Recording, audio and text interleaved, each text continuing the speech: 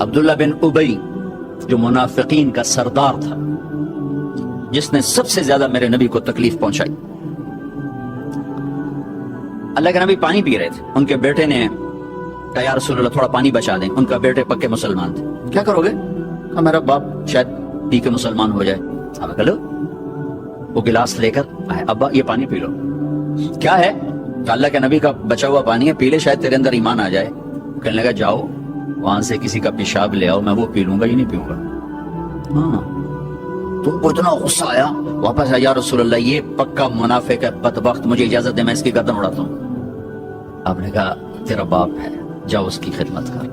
ہمارا اسلام صرف نماز روزے تک آ گیا، بس حج عمرہ نماز، حج عمرہ نماز، ذکر تلاوت بہت اعلیٰ چیز ہے، اللہ کا شکر ہے۔ بعض ملک ایسے بیچاروں کو پتہ نہیں نماز کیا ہے۔ نماز تو ہمارے دین کی بنیادی عبادت ہے، من حدمہا فقد حدم الدین، جس نے نماز کو چھوڑا اس نے پورے دین کو تباہ و برباد کر دیا۔ من اقامہا فقد اقام الدین، جس نے نماز کو قائم کیا اس نے پورے دین کو قائم کیا۔ پہلا سوال تھا اسلام کیا ہے؟ اطعام الطعام وطیب الکلام، میٹھا بول۔ ایمان کیا ہے؟ معاف کرنا اور صبر۔ اب تیسرا سوال، یا رسول اللہ ای الاسلام افضل، سب سے اعلیٰ درجے کا اسلام کیا ہے؟ اللہ اکبر، کتنے اسلام کے خوبصورت اعمال ہیں، نماز، روزہ، تہجد، تبلیغ، ذکر، تلاوت، حج، عمرے، جہاد، کتنا کچھ ہے۔ آپ نے فرمایا من سلم المسلمون من لسانہ و یدہ، جو ہاتھ اور زبان سے کسی کو تکلیف نہ پہنچائے وہ سب سے اعلیٰ درجے کا مسلمان۔ سب سے اعلیٰ درجے کا اسلام کیا ہے؟ کہ ہاتھ اور زبان سے کسی کو تکلیف نہ پہنچے۔ زندگی بھر میرے نبی نے کسی کو تھپڑ نہیں مارا، کسی کو زبان سے ایسا جملہ نہیں فرمایا جس سے وہ کہے جی میرا دل ٹوٹ گیا، میرا دل توڑ دے، کیونکہ زبان کا بول ایسی بلا ہے کہ نبی کے بھی جگر کے پار ہو جاتا۔ عبداللہ بن ابی امیہ آپ کی پھوپھی کے بیٹے ہیں، ابو سفیان بن حارث آپ کے تایا کے بیٹے ہیں، اور یہ مکہ میں آپ کی دشمنی میں زبان بہت چلاتے تھے، ہاتھ نہیں، زبان، بہت گندی زبان۔ آپ مکے کی طرف آ رہے ہیں حملہ کرنے، عصفان پہنچے ہیں، عصفان پہنچے ہیں، یہ آج کا جو مین روڈ چلتا ہے اس پہ اوپر آتا ہے، وہ چھوٹا سا شہر ہے۔ تو حضرت عباس اپنی فیملی کو لے کر پہنچتے ہیں، تو آپ نے کہا بس تم آخری مہاجر۔ دروازے پر، خیمے پر خادم آ کر اجازت مانگتا ہے، جی ابو سفیان بن حارث اور عبداللہ بن ابی امیہ حاضروں میں، کلمہ پڑھنا چاہتے ہیں، اسلام لانا چاہتے ہیں۔ میں نے آپ کو اللہ کے نبی کے معافی کے واقعہ سنائے ہیں، آپ کا ظرف بتایا، آپ کا سینہ بتایا، اب اپنے نبی کی سنو۔ آپ نے فرمایا مجھے ان کے اسلام کی کوئی ضرورت نہیں، میں ان سے نہیں ملوں گا۔ ابو سفیان وہ ہے جس نے میرا دل چیر کے رکھ دیا شیر کہہ کہہ کے، وہ آپ کی نا برائی میں شیر کہتا تھا۔ اور عبداللہ وہ ہے جس نے حرم میں کھڑے ہو کر مجھے کہا تھا کہ آسمان پہ چڑھ جا اور 4 فرشتوں کو لے کر آ اور ایک پیپر لے کر آ، اس پیپر کے اوپر اللہ کی مہر ہو اور اوپر لکھا ہوا ہو کہ تو اللہ کا نبی ہے۔ وہ 4 فرشتے پیپر کے ساتھ آ کر گواہی دیں، پھر میں سوچوں گا کہ تو نبی ہے کہ نہیں، لیکن میرا خیال ہے میں پھر بھی تمہیں نبی نہیں مانوں گا۔ آپ نے کہا اس کا یہ بول میرے یہاں ہے، میں نہیں انہیں ملنا چاہتا، میں ان کے اسلام کو قبول نہیں کرنا چاہتا۔ تو سناٹا چھا گیا کہ زبان کا گندا بول کہاں تک انسان کو لے جاتا ہے۔ وہ کتنا بڑا میرے نبی کا سینہ ہے، جو اللہ کی وحی کو اپنے اندر برداشت کر لے، اس کا سینہ کتنا بڑا ہوگا، لیکن زبان کے بول نے تنگ کر دیا۔ وَلَقَدْ نَعْلَمُ أَنَّكَ يَضِيقُ صَدْرُكَ بِمَا يَقُولُونَ، میرے حبیب مجھے پتا ہے لوگوں کی سخت باتیں آپ کا سینہ تنگ کر دیتی۔ اس شہد کے ذخیرے اکٹھے کیے جائیں تو اس زبان کے بول کی مٹھاس اس سے زیادہ ہے، اور میں اللہ کی قسم اٹھا کے کہتا ہوں 7 سمندر کے پانیوں کی کڑواہٹ کو اکٹھا کیا جائے تو اس زبان کے بول کی کڑواہٹ اس سے زیادہ ہے۔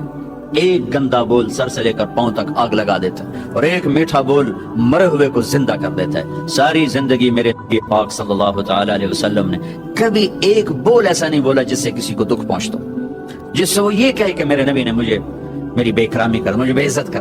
اور گھروں کی زندگی میں آپ کی یو این او کی تنخواہ سے خوشی نہیں آئے گی، یو این او والوں کو بھاری تنخواہ ملتی، اس سے خوشی نہیں آئے گی۔ کسی کا گھر ہو، کسی مولوی صاحب کا گھر ہو، کسی یو این او والے کا گھر ہو، کسی بادشاہ کا گھر ہو، اللہ کی قسم خامند اور بیوی کا سلوک اور میٹھا بول خوشی لائے گا، اور کوئی چیز خوشی نہیں لا سکتی۔ शक्ल सूरत भी कुछ अरसा चलती है, फिर उसकी कशिश भी खत्म हो जाती है, जवानी ढल जाती है, जिंदगी मुख्तलिफ अदवार से गुजरती है। एक चीज है जो सदाबहार रहती है और सदाबहार रखती है, वो अखलाक हैं, वो अखलाक हैं, वो अखलाक हैं। वो आपका दरगुजर करना, आपका मीठा बोल बोलना, आपका मोहब्बत भरा बोल बोलना, आपका खता से दरगुजर करना, पकड़ धक्कड़ तंज ताने, पूरी जिंदगी बर्बाद हो जाती। सारी जिंदगी मेरे नबी ने किसी को ताना नहीं दिया, सारी जिंदगी तंज नहीं किया, कि ये दिलों को चीर देने वाली चीज।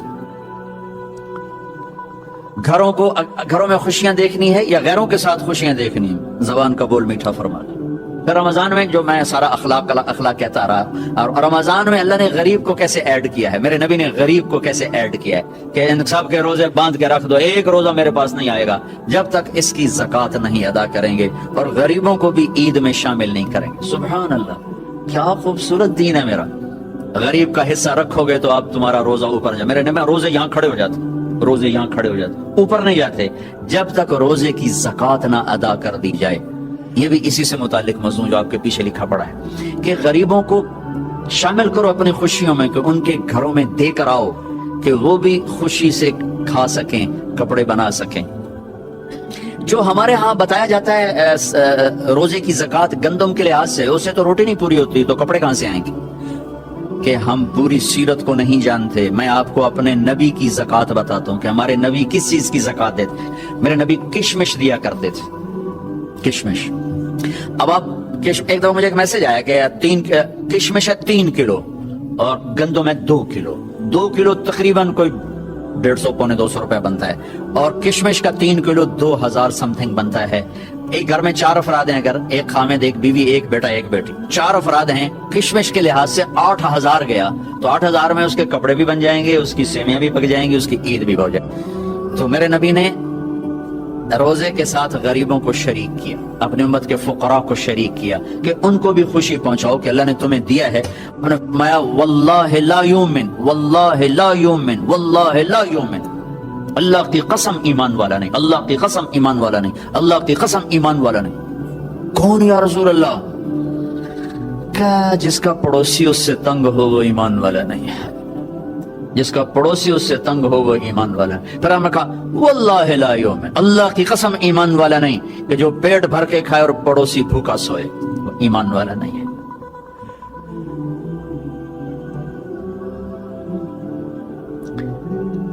गरीबों को शामिल किया। हजरत अब्दुल्ला बिन उमर के घर में महीने में 1 दिन गोश्त पकता था, 1 दिन। तो उनका एक पड़ोसी था यहूदी। तो जब आपके सामने खाना रखा जाता तो पूछते, भाई हमारे पड़ोसी को भेजा? कहीं नहीं भेजा। का पहले उसे भेजो, उसके बाद मेरे सामने रखो। यहूदी के लिए पहले खाना जाता था, फिर हजरत अब्दुल्ला बिन उमर खाते थे। तो ईद की खुशियों में शामिल किया गरीबों को कि जो मालदार लोग हैं वो अपने रोजे की ज़कात अदा करें। किशमिश के लिहाज से आप अदा करें, वैसे तो आप गंदम के लिहाज से भी अदा करेंगे तो आपका वाजिब अदा हो गया। लेकिन किसी गरीब का भला करना चाहते हैं और लौट के भला आपके पास आए कि आपका खजाना अल्लाह के पास जमा हो जाए। इमाम ज़ैनुल आबिदीन की खिदमत में जब कोई साइल आता तो आप कहते वाह वाह अल्लाह तेरा शुक्र है, तूने मेरे पास सवारी भेज दी जो मेरा सामान उठा के मेरे आखिरत के घर में पहुंचा देगी। क्या अजीब ताबीर है, अल्लाह तेरा शुक्र है तूने मेरे पास सवारी भेज दी जो मेरा सामान उठा के मेरे आखिरत के घर में भेज देगी। साइल आपकी आखिरत की सवारी है, तो सखी बन के दें, बखील बन के न दें। इससे अल्लाह के गरीब बंदों तो खुशियां पहुंचेंगी, दुआएं मिलेंगी। थोड़ी देर इंतजार फरमा के मिंबर से उतरे और जोहर की नमाज पढ़ाई।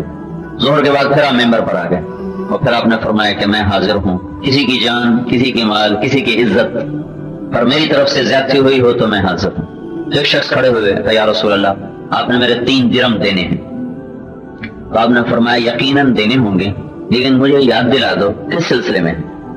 तो उन्होंने अर्ज किया, रसूल अल्लाह, आपकी खिदमत में एक साइल आया था, आपसे सवाल किया था, आपके पास कुछ नहीं था, तो आपने मुझे फरमाया था तुम दे दो मैं तुम्हें अदा कर दूंगा। तो आपने फरमाया हाँ ठीक कहते हो।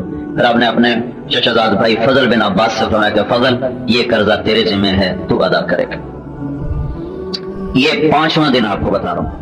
फिर जुमरात आ गई, जाने में 4 दिन बाकी रह गए, जुमा, हफ्ता, इतवार, पीर को जाना था।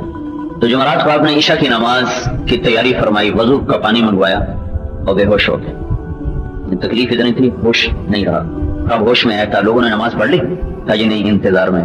फिर आप वजू के लिए उठे, फिर बेहोश हो गए। پھر تھوڑی دیر بعد آپ کو ہوش آیا تو آپ نے فرمایا کیا لوگوں نے نماز پڑھ لی؟ کہا نہیں یا رسول اللہ آپ کا انتظار ہو رہا ہے. پھر آپ وضو کے لیے اٹھنے لگے, پھر بے ہوش ہو کے بستر پر گئے. پھر آپ کو تیسری دفعہ پھر آپ ہوش میں آئے, کہا کیا لوگوں نے نماز پڑھ لی؟ کہا نہیں یا رسول اللہ آپ کے انتظار میں. تو آپ نے کہا ابو بکر سے کہو وہ نماز پڑھائے. تو ابو بکر رضی اللہ تعالیٰ عنہ پیچھے تھے, عمر رضی اللہ عنہ آگے تھے پہلی صف میں. تو صحابہ نے سوچا نماز پڑھانی ہے تو انہوں نے عمر کو آگے کر دی. جب عمر کی تکبیر سنائی دی تو اللہ کے نبی اس بیماری میں ایک دم تیزی سے اٹھے اور دروازے پر آ کر رکھا عمر کو پیچھے کیا جائے, ابو بکر کو آگے کیا جائے. اس مسئلے پہ اللہ ابو بکر کے سوا اور کسی کو دیکھنا نہیں چاہتا. اب اللہ الا ان یکون ابا بکر, ابو بکر کے سوا اللہ یہاں اور کسی کو نہیں دیکھنا چاہتا. تو عمر کو پیچھے کیا گیا, ابو بکر کو آگے کیا گیا. تو حضرت ابو بکر نے عشاء کی نماز پہلی نماز پڑھائی اللہ کے نبی کی موجودگی میں. پھر جمعہ کی 5 نماز, جمعہ بھی پڑھایا. پھر ہفتہ کی 5 نماز, پھر اتوار کی 5 نماز 15, اور جمعرات کی عشاء 16, اور پیر کی صبح فجر 17 نمازیں اللہ کی نبی کی موجودگی میں پڑھائیں. اور ایک دن غالباً اتوار کو اللہ کے نبی ظہر کی نماز میں ابو بکر مصلی پر تھے تو آپ 2 آدمیوں کے سہارے پر مسجد میں داخل ہوئے. تو ابو بکر چونکہ یہ سامنے تو دروازہ تو سے آپ یہاں امام تھا, تو ابو بکر کو احساس ہو گیا کہ اللہ کے نبی نکل آئے. تو انہوں نے مصلی سے پیچھے ہٹنا شروع کر دیا کہ شاید اللہ کے نبی نماز پڑھانے کے لیے تشریف لا رہے ہیں. تو آپ نے ہاتھ کے اشارے سے یوں کہا کہ تو مصلی پہ کھڑا رہو, پیچھے نہ ہٹ. اور پھر آپ تشریف لائے اور ابو بکر کے یہ الٹی طرف برابر بیٹھ کر آپ نے ابو بکر کی امامت میں آپ نے ظہر کی نماز ادا فرمائی. گویا اشارہ کر دیا کہ میرے بعد میری جگہ پہ ابو بکر بیٹھے گا.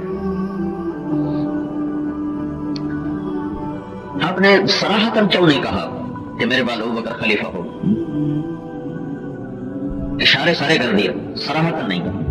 ایک حدیث میں آتا ہے صحابہ نے عرض کیا یا رسول اللہ آپ کسی کو طے کر دینا کہ اگر میں نے طے کیا اور تم نے اس کی نہ مانی تو تم پہ اللہ کا عذاب آئے گا, اس لیے میں طے نہیں کروں گا. اشارے کر دیا کہ نبی کا سب سے بڑا منصب تو اللہ کا مسلح ہوتا ہے. اس مسئلے پہ اپنی زندگی میں ابو بکر کو کھڑا کر کے اشارہ کیا کہ میرے بعد یہ ہوگا. زبان سے نہیں کہا کسی کے بارے میں کہ کہیں امت پہ عذاب نہ آ جائے. تو ہفتے کا دن تھا, جبریل آئے کہ یا رسول اللہ مجھے اللہ نے بھیجا کہ میں آپ کا حال پوچھ کے ہوں, آپ کا کیا حال ہے؟ تو آپ نے کہا اجدنی مغمومن اجدنی مکروبن. جبریل بڑی تکلیف, بہت تکلیف. اتوار کو پھر جبریل آئے کہ یا رسول اللہ مجھے اللہ تعالیٰ نے بھیجا کہ جاؤ میرے حبیب کی عیادت کر کے آؤ کہ میرے حبیب کا کیا حال ہے. تو پھر آپ نے کہا اجدنی مغمومن اجدنی مکروبن. جبریل بڑی تکلیف, بڑے کرب میں. پیر کو پھر آئے, جس دن واپسی ہے اسی دن پھر آئے یا رسول اللہ اللہ تعالیٰ نے مجھے بھیجا ہے کہ میں آپ کا حال پوچھ کے آؤں کہ آپ کا کیا حال ہے. تو پھر آپ نے فرمایا اجدنی مغمومن اجدنی مکروبن, تکلیف بڑی ہے. پھر اس کے بعد جبریل نے عرض کیا یا رسول اللہ یہ ملک الموت دروازے پہ حاضر ہو چکا ہے اور اندر آنے کی اجازت چاہتا ہے. اس نے آج تک کبھی کسی سے اجازت نہیں لی لیکن آپ کے لیے خاص حکم ہے. تو وہ ملک الموت اندر نہیں ہے, باہر کھڑا رہا. تو جب آپ نے کہا میری طرف سے اجازت ہے تو پھر وہ اندر آیا. ایک اور فرشتہ بھی ساتھ تھا جو اسی دن اترا, پھر آج تک کبھی نہیں آیا. تو اس نے آ کر عرض کی السلام علیکم یا رسول اللہ. اور یہ ملک الموت کا جب سے وہ پیدا ہوا ہے یہ پہلی دفعہ سلام ہے جو اس نے کسی کو کیا, وہ ہمارے نبی ہیں. واقعی سلام تو نہیں کیا, وہ تو لے جاتا ہے. تو اس نے آ کر اس نے عرض کیا یا رسول اللہ میں آپ کو سلام پیش کرتا ہوں. یہ پہلی دفعہ ہوا ہے کہ ملک الموت نے کسی کو سلام کیا, وہ ہمارے نبی ہیں. پھر کہا یا رسول اللہ تعالیٰ بھی آپ کو سلام پیش کرتا ہے, آپ کی خدمت میں سلام بھیجا ہے.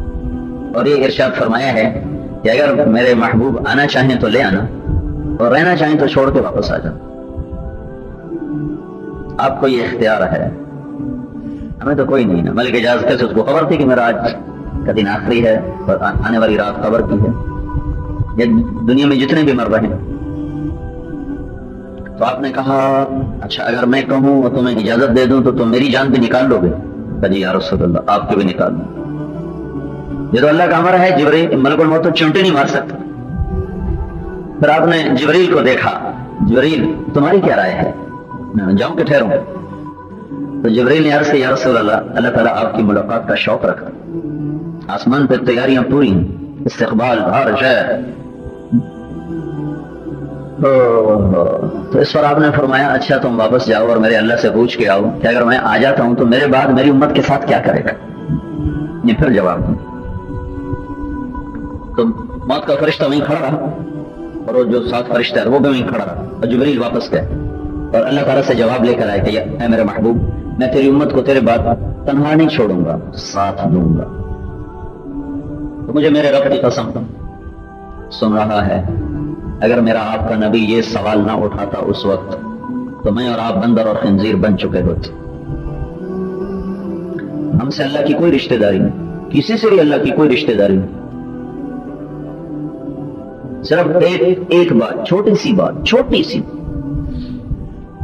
بنی اسرائیل ہفتے کو مچھلی نہیں کھانا، اتنی بات اللہ نے کہی۔ مچھلی حلال کہ دریا کی ہے، تالاب کی نہیں کہ چوری ہے، دریا کی مچھلی ہے، حلال ہے، جو پکڑ لے اسی کی ہے۔ تو اللہ تعالیٰ نے ایک چھوٹا سا حکم دیا کہ اے، اللہ کا کوئی حکم چھوٹا نہیں ہوتا، لیکن بعض سے اے بنی اسرائیل ہفتے کو مچھلی نہ کھاؤ، اتوار، سوار، منگل، بدھ، جمعہ کھاؤ، ہفتے کو نہ کھاؤ۔